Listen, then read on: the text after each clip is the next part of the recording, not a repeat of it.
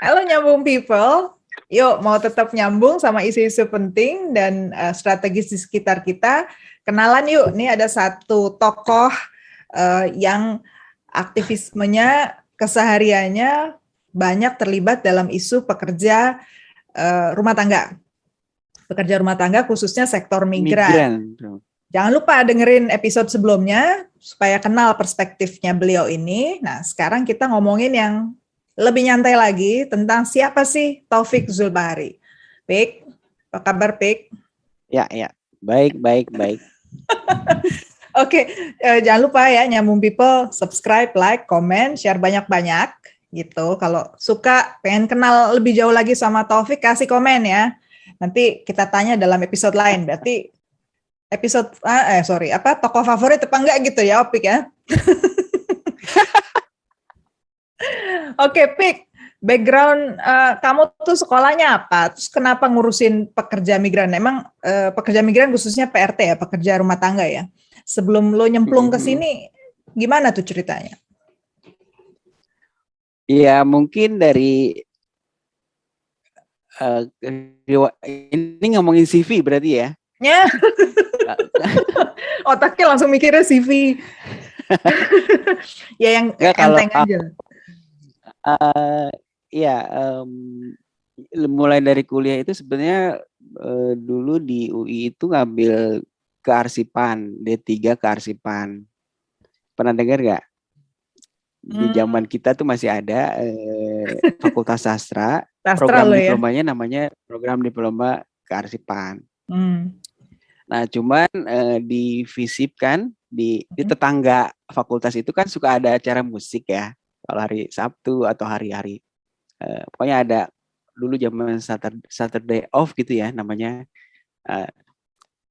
Nah, teman-teman tuh suka main ke situ ke kantin zaman dulu gitu ya. Anpas. Ya kalau di FISIP kan itu ya Balsem ya. Oh, di Balsemnya, oke. Kita mainnya Anpas ke situ. Tuh kantin sastra, kalau Balsem tuh balik sastra. Semak kalau di FISIP UI dulu. Tapi waktu itu masih anak sastra, D3 sastra. Cuman waktu itu aku ngelihatnya, ini teman-teman di FISIP kayaknya enak banget ya. Mainnya, nongkrongnya gitu. Nah disitulah tumbuh motivasi aku untuk masuk FISIP. Tapi nggak kepikiran fakultas apa. Jurusan apa? Aja dulu deh gitu. Jurusan apa? Kan udah FISIP. Pokoknya gue yang penting FISIP deh gitu ya. Terus ke pas tahun depannya kan UMPTN, terus ya udah aku milih yang paling ini kan biasa yang paling ininya kecil saingannya kecil. Kalau Prof Dina kan HI ya tinggi kan saingannya. Waktu itu antropologi masih kecil, nggak tahu sekarang mungkin lebih tinggi ya. Dan alhamdulillahnya keterima lah ya.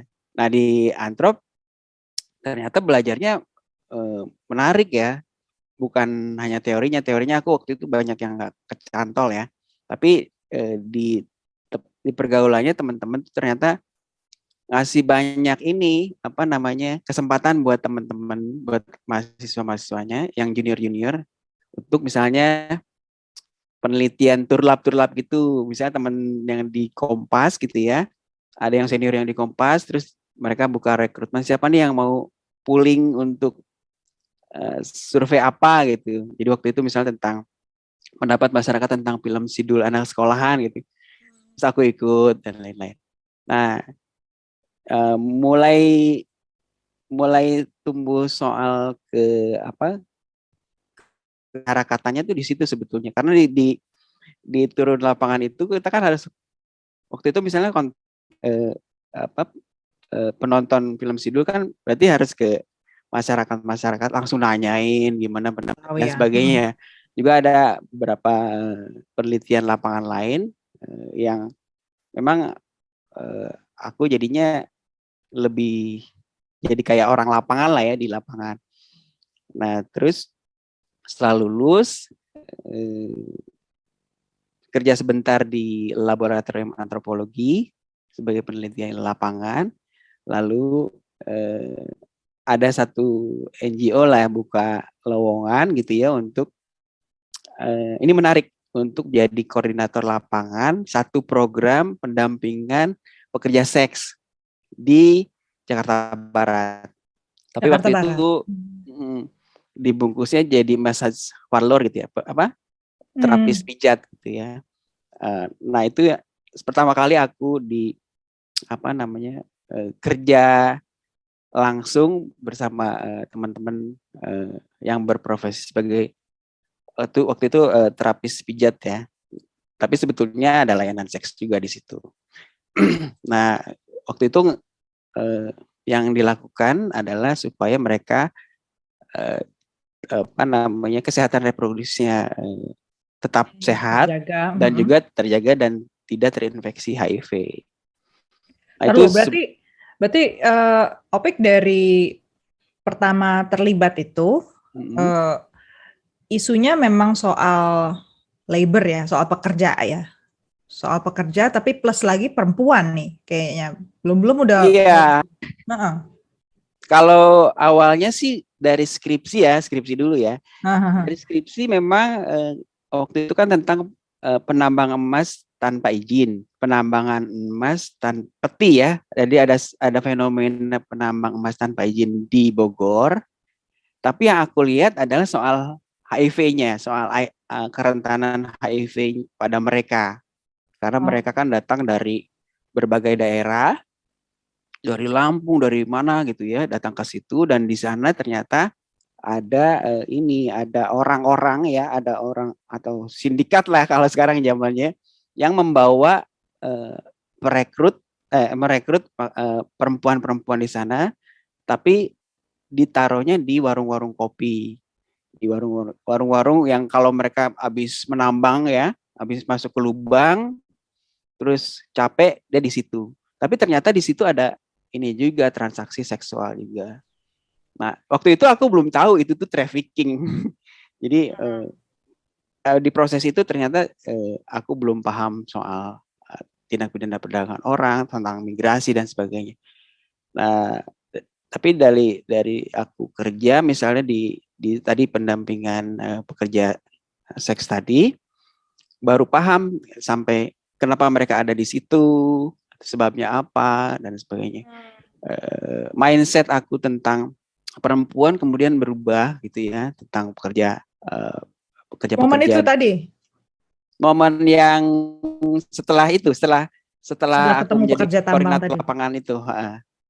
Jadi bisa dibayangkan misalnya gini, kita kan bikin kayak sosialisasi atau waktu itu bahasanya penyuluhan tuh di lantai 4 sebuah panti pijat misalnya. Nah, pas di sana tuh teman-teman mereka itu masih blasteran, masih ada yang belum mandi, masih ada yang ngerokok santai-santai gitu. Tapi mereka tiba-tiba harus dandan gitu ya. Pas udah dipanggil misalnya nomor 5 gitu. Langsung mereka apa namanya? Dandan apa langsung ke apa ke bawah gitu ya untuk ke kamarnya untuk melayani si para hidup belang itu. Nah, di situ jadi kalau kita nggak tahu itunya kan kita nggak paham mereka tuh kayak apa gitu. Hidup sehari-harinya ya. Mereka rumahnya di mana segala macam. Tapi waktu itu memang karena pengetahuan itu juga ini ya seiring dengan apa yang kita kerjain. Waktu itu juga aku masih cetek banget soal hak-hak perempuan dan sebagainya gitu. Tapi memang fokusnya adalah bagaimana supaya mereka tetap sehat aja, menjaga kesehatan mereka, terutama dari penularan HIV/AIDS yang waktu itu memang lagi kencang-kencangnya ke pekerja seks gitu. Ya. Gitu. Kamu kan pernah di ini juga ya, di Komnas Perempuan ya? Oh ya, kalau Komnas Perempuan baru-baru ini. Jadi setelah dari NGO itu namanya Yayasan Kusuma Buana ya. Nah, dari Yayasan Kusuma Buana itu kemudian ada ini. Kalau zaman dulu kan ada fax ya. Jadi aku suka waktu itu kebetulan dekat fax itu terus lihat fax itu loh ini ada lowongan pekerjaan dari Solidaritas Perempuan sebagai apa ya PO Karam Asia namanya. Tapi intinya nanti jadi periset untuk isu migration and health gitu. Ya udah aku kemudian apply dan alhamdulillah keterima, dan disitulah aku mulai diajarin banyak hal gitu ya. Jadi bukan cuma ngomongin migrasinya atau kesehatannya, tapi juga ada soal globalisasi, ada soal relasi kuasa, feminisme dan sebagainya. Dari Nah, jadi situ. dari situ kemudian aku ke IOM dulu tahun 2013.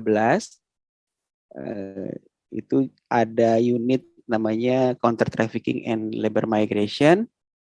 Kemudian aku jadi peneliti di ada namanya Nexus Institute gitu ya, sebuah lembaga kajian yang basisnya di Washington tapi ada proyek di Indonesia. Jadi aku mulai bergelut di isu trafficking, terutama trafficking di pekerja migran itu di situ. Di Jadi Nexus Institute. pengalamanmu selama ini menjadi peneliti sekaligus pendamping ya, itu yang paling berkesan atau justru paling traumatis menurut lo apa? Yang paling traumatis. Kadang-kadang inget-inget gitu ya. Iya, sebenarnya sih waktu di Komnas Perempuan, dari Nexus Institute itu kan aku kemudian dipanggil Komnas Perempuan karena aku sebelumnya itu pernah apply tapi nggak keterima, tapi ada yang resign satu, jadi aku jadi PAW gitu. Nah kalau yang paling traumatis menurutku waktu penelitian di Nexus itu, waktu sebagai peneliti di Nexus Institute itu kan, itu mau kita ketemu langsung ya, mewawancarai sekitar ratusan lah, nggak banyak banget, tapi di atas 100 orang lah. Nah itu aku belum tahu yang kemudian aku tahu di Komnas Perempuan. Jadi karena mewawancarai korban terus ya, korban trafficking dari pekerja migran, dari PRT, ABK, ada yang tadi pekerja di eksploitasi seksual. Nah di situnya aku belum memahami apa yang kemudian aku pahami di Komnas Perempuan, yaitu soal trauma sekunder. Jadi aku seringkali sangat mendalam gitu ya, kemudian terpapar apa yang dirasakan oleh korban gitu.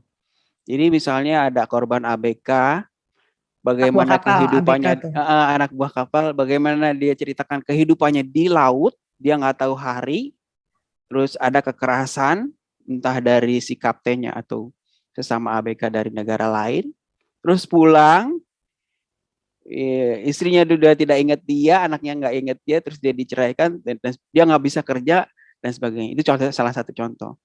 Belum juga ada PRT migran yang bagaimana dia di sana dilecehkan gitu oleh si pengguna pemberi kerjanya, dia nggak digaji dan sebagainya. Jadi waktu itu tuh aku langsung brek gitu masuk kerasa gitu. Ya. Kerasa dan kepikiran. Apalagi kalau turun lapangan untuk kasus-kasus atau penelitian itu kan bareng pendamping juga, bareng teman-teman CSO. Mereka juga cerita kasus-kasusnya. Jadi itu tuh bek gitu ya. Nah aku baru paham ketika aku di Komnas Perempuan. Jadi pas di Komnas Perempuan tuh ada namanya healing ya, caring for caregiver. Jadi kita semua dilatih untuk bagaimana tetap empati, tapi kitanya nggak terpapar. Jadi ada teknik-tekniknya. Nah itu berguna banget. Itu maksudnya kenapa aku bilang ternyata pengetahuan dan pemahaman itu berjalan seiring dengan kita yang ngerjain apa gitu ya. Yang kemarinnya aku nggak paham, terus paham. Jadi semakin mengayakan gitu. Menarik ya. Jadi bukan cuma sambil belajar, kita juga belajar ternyata masih ada yang kurang di kita ya. Banget. belum kita tahu ya, menangani kasus-kasus tuh bukan berarti kemudian udah gitu aja ya. Ada efeknya juga ke kita. Terus hobi lo apa? Hampir nggak punya hobi. Hobinya apa ya? Hobinya naik motor. Hobi paling hobi itu kan sebenarnya kata teman kita, ada teman kita namanya Boni Oh iya iya. antropologi angkatanku. Hobi itu kan adalah pekerjaan yang dilakukan pada waktu luang kan. Jadi hobi gue belajar. Ketika waktu luang Berat. belajar.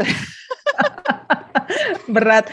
Bon, kayaknya lo kurang sedikit definisinya. Apa? Harusnya bukan cuma di saat waktu luang, di saat kita meluangkan waktu buat diri kita sendiri. Kan mesti disempetin, Pik. Gimana sih, Pik? Iya, parah. Hampir nggak punya hobi ya. Jadi apa ya? Paling kita merasa puas dan ada ngerasa ada stuck gitu ya.